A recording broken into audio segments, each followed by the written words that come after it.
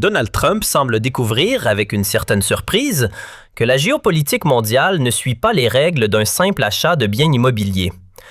Si vous regardez cette vidéo en ce moment même, vous êtes témoin, en direct, d'un camouflet diplomatique de grande ampleur infligé à l'un des personnages les plus polarisants de la scène politique américaine. Ce n'est pas seulement le Danemark ou le Groenland qui haussent le ton.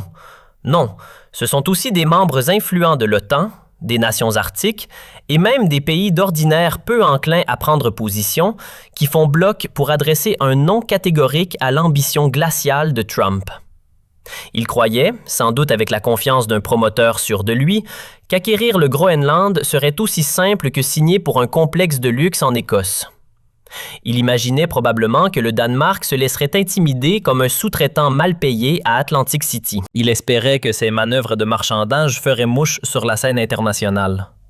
Résultat, un séisme diplomatique et une onde de choc qui pousse désormais les chancelleries du monde entier à remettre en question le cap suivi par la diplomatie américaine. Les échos venus des grandes capitales européennes sont tout sauf feutrés. Fini les gants blancs, le message est clair, frontal et brutal.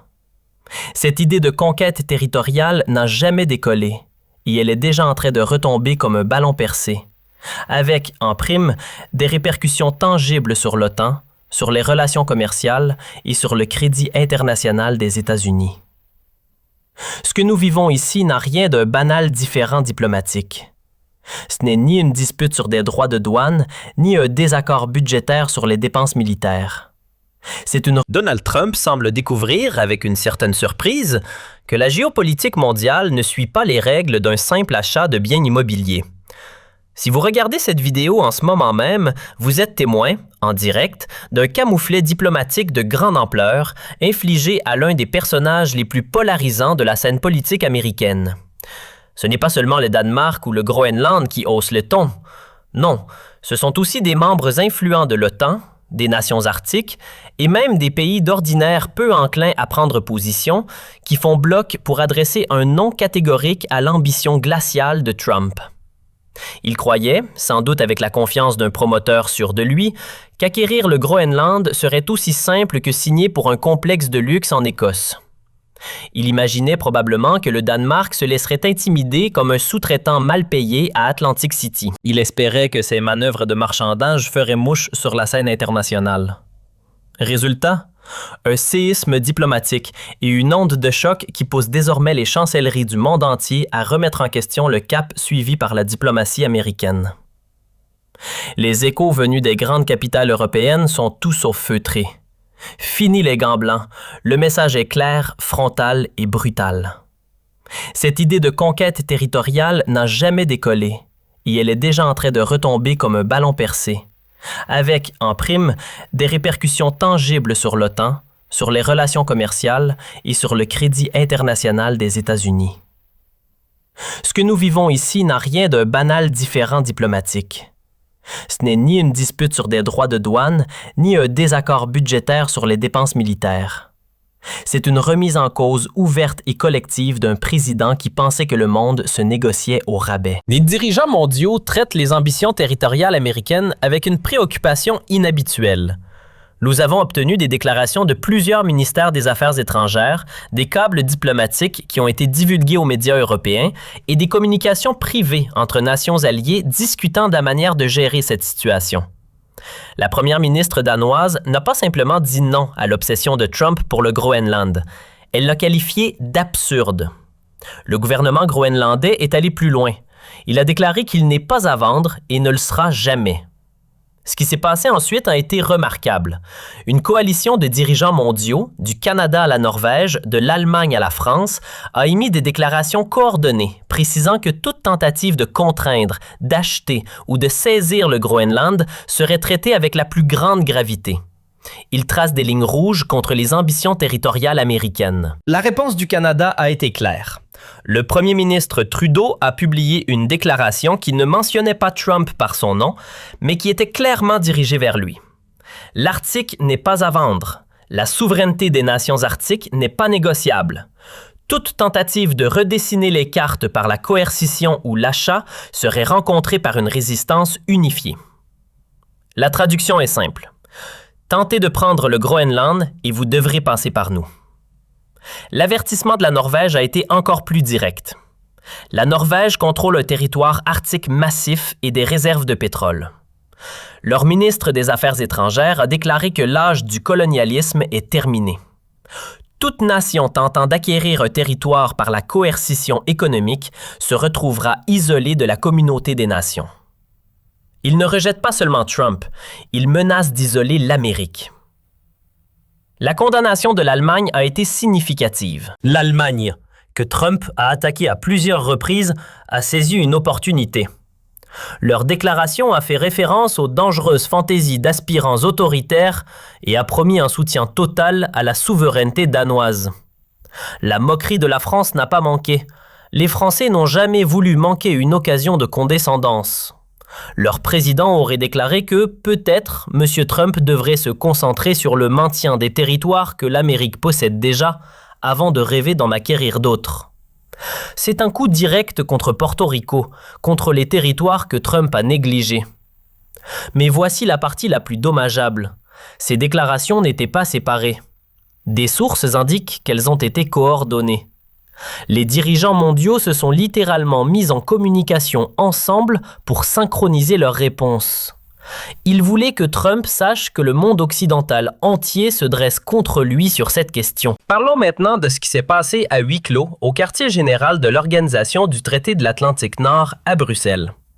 Selon des sources familières avec la session d'urgence, le leadership de l'Organisation du Traité de l'Atlantique Nord a appelé une réunion sans précédent, spécifiquement axée sur ce qu'ils appellent le scénario Groenland. Pas un scénario d'invasion russe, pas un scénario de menace chinoise, mais un scénario où le président américain entrant menace la souveraineté d'un allié de l'Organisation du Traité de l'Atlantique Nord. Réfléchissez à quel point c'est extraordinaire. L'Organisation du Traité de l'Atlantique Nord a été créée pour protéger contre les menaces extérieures. Maintenant, ils envisagent comment se protéger contre l'Amérique. La discussion se serait centrée sur l'article 5, la clause de défense mutuelle, qui dit qu'une attaque contre un membre de l'Organisation du Traité de l'Atlantique Nord est une attaque contre tous. La question sur la table était la suivante. Si Trump tente de contraindre économiquement ou de faire pression politiquement sur le Danemark concernant le Groenland, cela déclenche-t-il l'article 5? Les juristes sont divisés, mais le message politique est unifié.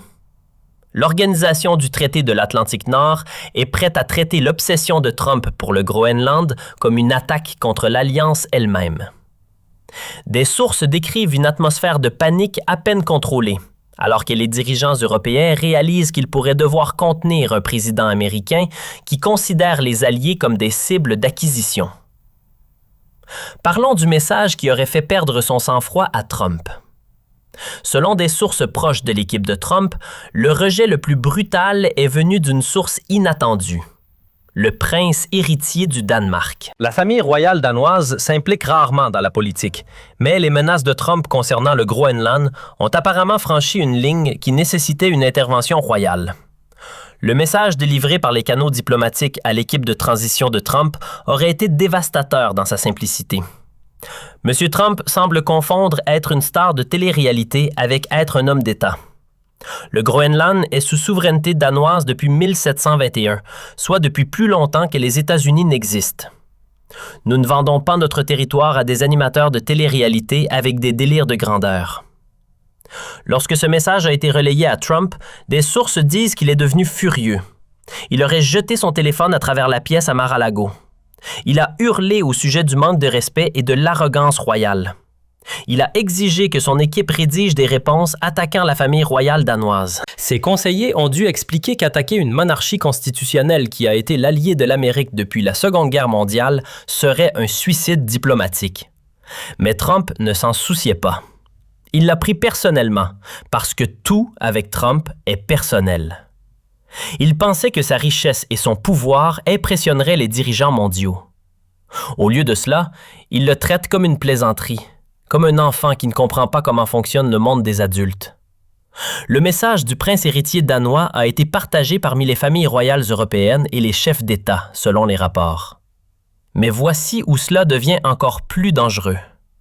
Alors que Trump est humilié par nos alliés, Nos ennemis regardent et ils ne rient pas. Ils planifient. La Chine et la Russie viennent de recevoir le plus grand cadeau qu'ils pouvaient demander.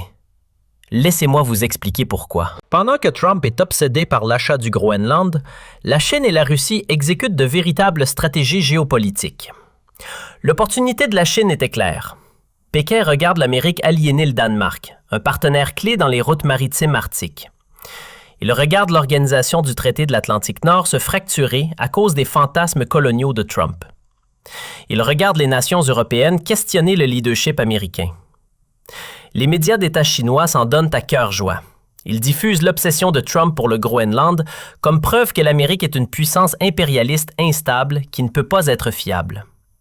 Pendant ce temps, la Chine négocie discrètement des partenariats arctiques avec la Russie, construit des navires capables de naviguer dans les eaux polaires et se positionne comme la puissance arctique responsable par rapport à une Amérique chaotique. Un expert chinois en politique étrangère a été cité, disant que Trump fait plus pour faire avancer les intérêts chinois dans l'Arctique que des décennies de leur diplomatie n'auraient pu accomplir. La victoire de la Russie est tout aussi significative. Poutine doit rire aux éclats chaque nuit. Pendant des années, la Russie a essayé de diviser l'organisation du traité de l'Atlantique Nord, de créer des clivages entre l'Amérique et l'Europe. Trump le fait pour eux gratuitement. Les médias russes amplifient chaque critique européenne de Trump.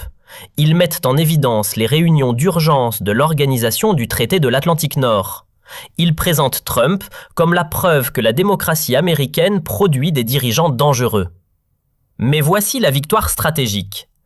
Alors que l'organisation du traité de l'Atlantique Nord est distraite par l'obsession de Trump pour le Groenland, la Russie militarise l'Arctique. Ils construisent des bases, déploient des armes, revendiquent un territoire et l'organisation du traité de l'Atlantique Nord ne peut pas répondre efficacement parce qu'ils sont trop occupés à contenir Trump. Un analyste militaire russe aurait déclaré que Trump est le meilleur atout que la Russie n'a jamais eu à payer. L'Arctique est la prochaine grande frontière. Il contient des billions en ressources. Il s'ouvre en raison du changement climatique. Le contrôle de l'Arctique signifie le contrôle des futures routes maritimes et des approvisionnements énergétiques. En aliénant le Danemark et le Groenland, Trump n'échoue pas seulement à acheter un territoire. Il repousse les acteurs arctiques clés loin de l'Amérique et vers la Chine et la Russie.